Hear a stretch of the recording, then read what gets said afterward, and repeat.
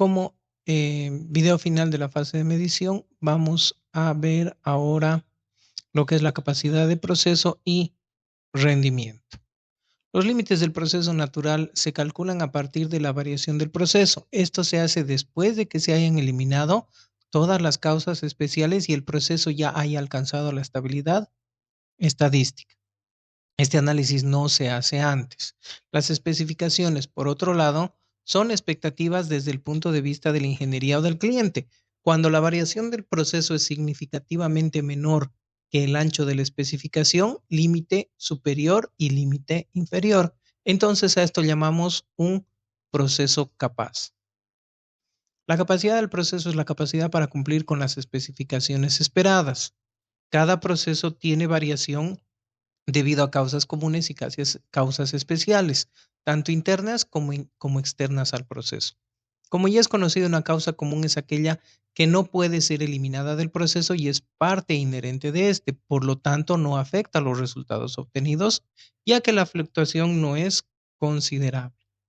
Por otro lado, una causa especial es aquella que no es parte del proceso y se produce debido a fallas humanas, fallas externas, imprevistos, desconfiguración de equipos y pueden ser controladas y ajustadas por los operadores del proceso en la mayoría de los casos.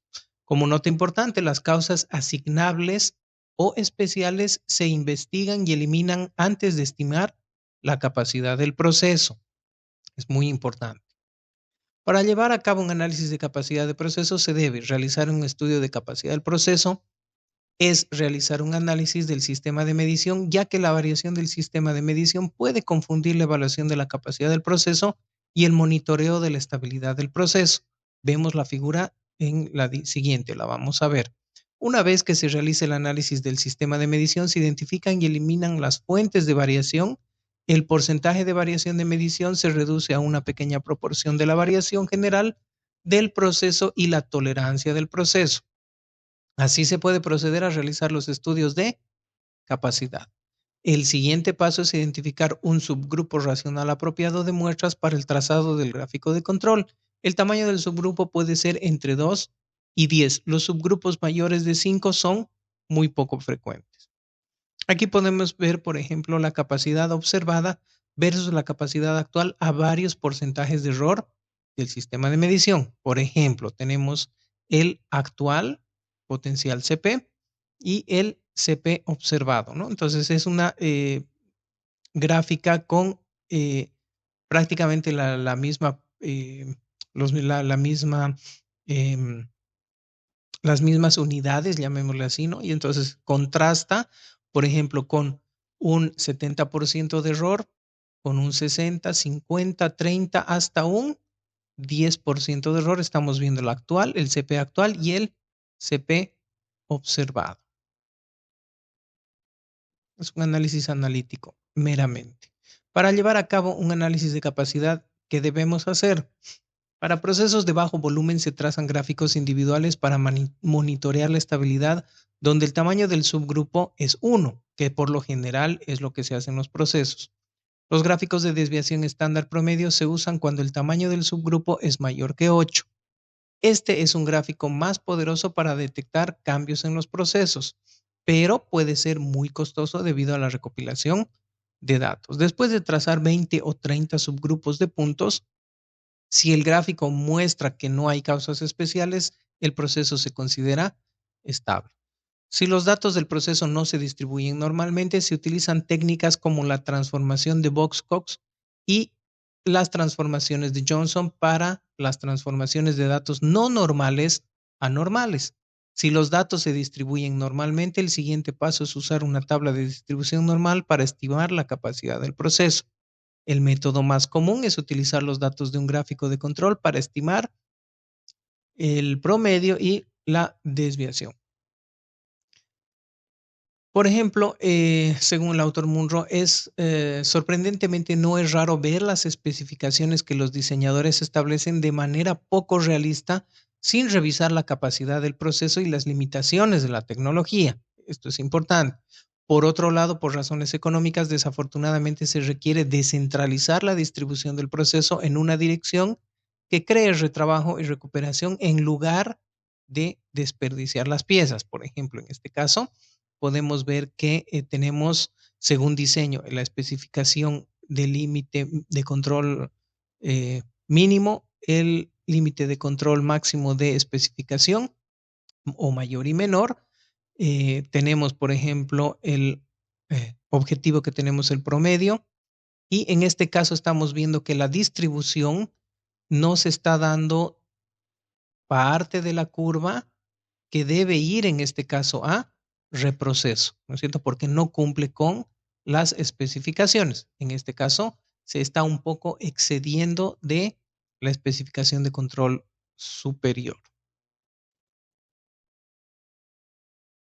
Muestreo con respecto al control estadístico de procesos. El muestreo aleatorio es particularmente útil si tenemos un proceso por lotes. Es recomendable cuando el lote ya está elaborado y no se requiere controlar de manera ordenada o secuencial. El muestreo sistemático se puede utilizar cuando se realiza un monitoreo de SPC, o quiere decir Statistical Process Control, o control estadístico de procesos.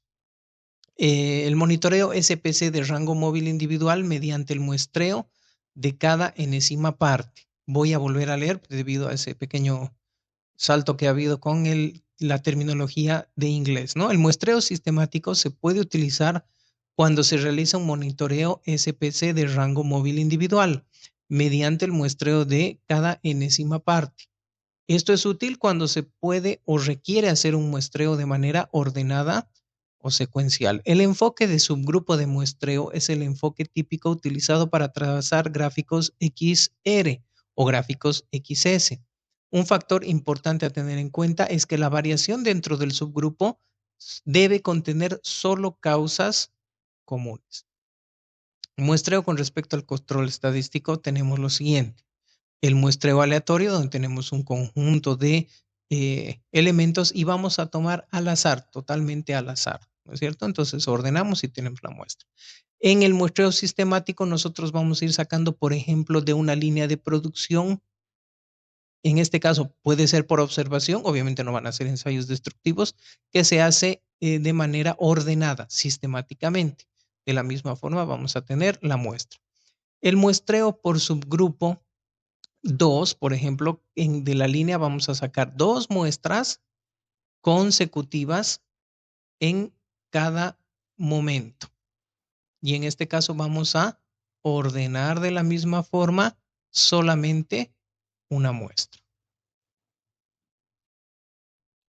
El índice de capacidad del proceso CP y CPK y rendimiento del proceso PP y PPK.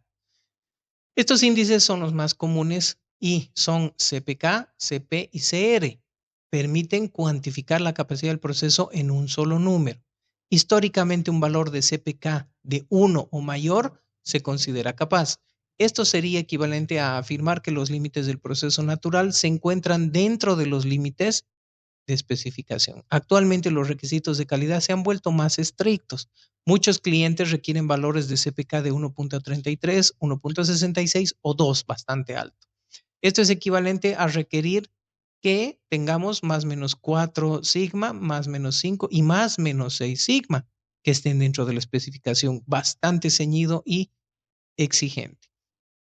Es el movimiento hacia CPK igual a 2 o más menos 6, como habíamos visto. Lo que se persigue en la metodología obviamente es un parámetro de este tipo que se obtiene y es posible con el tiempo. Los índices de capacidad de proceso y rendimiento del proceso indican que la mayoría de los autores actualmente definen un proceso que no se desplaza más o no debería desplazarse más de 1.5 sigma con el tiempo recomendado por Motorola.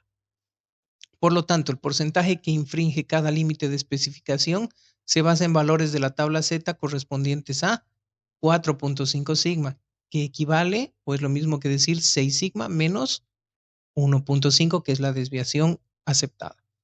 Suponiendo que los procesos están centrados y se tienen los siguientes valores de capacidad del proceso, por ejemplo, límite inferior de especificación, en este caso está en español, límite superior de especificación. Con más menos 3 sigma tenemos un CP de 1, más menos 4, un CP de 1.33, 1.67 y 2 respectivamente para 5 y 6 sigma. CP2 y CPK 1.5 son los valores dados cuando un proceso ha alcanzado la calidad de 6 sigma. Entonces, esto tener en cuenta, anotarlo en un papelito aparte, en un ayuda a memoria para los exámenes. CP y CPK mayor a 1.33 nos muestra que el proceso es capaz. Un valor de CP y CPK de 1 significa que el proceso apenas cumple con la especificación. Esto producirá un 0.27% de unidades defectuosas. Por otro lado, un valor de CP y CPK menor que 1 significa que el proceso está produciendo unidades fuera de las especificaciones. Y un CP anormalmente alto, por ejemplo, un CPK mayor a 3, muestra que la especificación está floja, o identifica una oportunidad para pasar a un proceso menos costoso. A menudo las personas no hacen nada por temor a empeorar la situación. Eso es muy importante porque más adelante vamos a ver el término lo que es el sobrecontrol. Cuando se sobrecontrolan las cosas, generalmente ocasiona ciertos problemas por sobrecontrolar, ¿no? Entonces, en vez de tenerlo en límite, lo sacamos de los límites cuando sobrecontrolamos.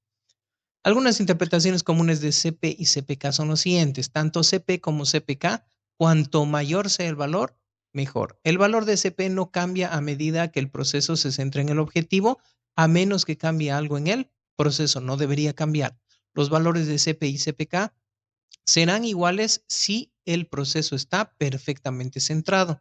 CPK siempre es igual o menor que CP. Importante. Si el valor de CPK se convierte en un número negativo, entonces el promedio del proceso está fuera de uno de los límites de especificación. En un proceso con especificación unilateral se calcula el límite superior de CP o el límite inferior de CP, dependiendo de si la especificación es de un lado con límite máximo o límite mínimo. Una CPK más alta observada en una muestra pequeña puede no ser de mucha utilidad, ya que el intervalo de confianza para CPK será muy amplio. Los índices de rendimiento proporcionan una imagen de la operación actual del proceso y pueden usarse para comparar y priorizar los esfuerzos de mejora.